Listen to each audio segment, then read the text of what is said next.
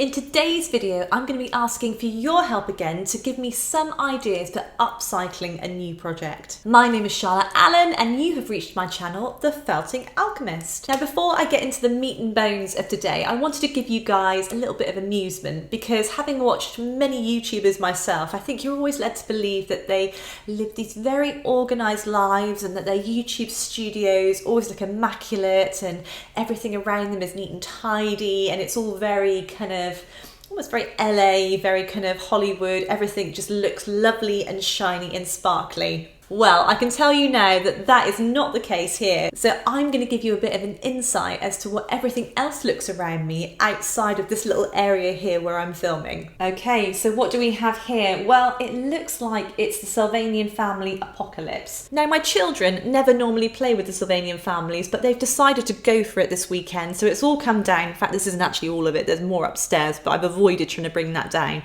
And what I really love about Sylvanian families is that everything's really tiny. So it's really entertaining when you accidentally, suck things up in the vacuum cleaner and one of your children has this absolutely apocalyptic meltdown because you've accidentally sucked one of the very tiny sweets up or something like that. So it's fun. I do enjoy it. So it's all around me at the moment whilst I'm filming. I've also got some old pajamas there, which is always lovely to have as well. Just adds to the atmosphere. And I've also got my daughter's bike next to me as well.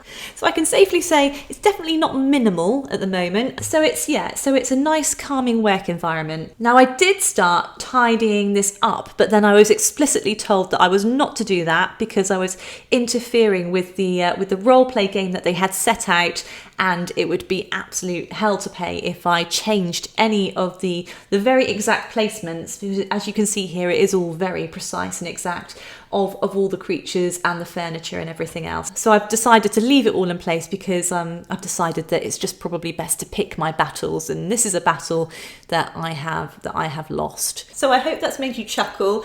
I hope that's given you guys some heart. Anyone that's thinking that I live this immaculate life, which I'm pretty sure most of you don't, but in case anybody did, be reassured that that is 100% not the case. And I think it's impossible to do that when you've got two young children living with you anyway. Now, I need your help. Now, in my previous videos, I was upcycling that Ludo game and I used my needle felted mice and incorporated them into the game, and everybody really liked it. Everybody really enjoyed watching me upcycle it. So I thought, well, let's do another video like that. So I had this idea that we could use the tobacco tin that I gave you as an option in one of my previous videos to choose for me to upcycle, and we could upcycle this one next. Now, what I want you guys to help me with is what am I going to do with this, okay? Because last time I used mice, so I'm not adverse to using mice again, but if there's anything else that you think I could do with this, please let me know. Let me know your thoughts in the comments as to how I could upcycle this. Could it be like a little diorama? Could it be a little bed for something to sleep in? I know that that's probably quite an obvious choice, but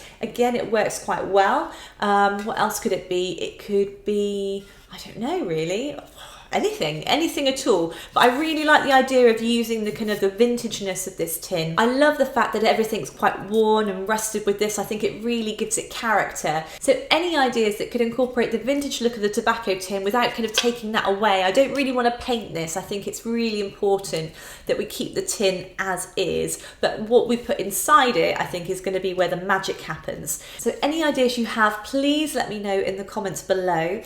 And if you're enjoying my channel, please share it with your friends, especially if they're into needle felting, because I really want to get the art of needle felting out to as many people as possible and really show them how amazing needle felting is. I mean, I don't need to tell you guys because you already know. I just think it's such a wonderful art form and it really does make people smile. So if you could share this video and subscribe to my channel if you haven't already, that would be amazing. I will see you tomorrow with more needle felting hints and tips. I can't wait to find out what you guys think I should do with this tin, and I will see you tomorrow. Have a very wonderful day. Bye.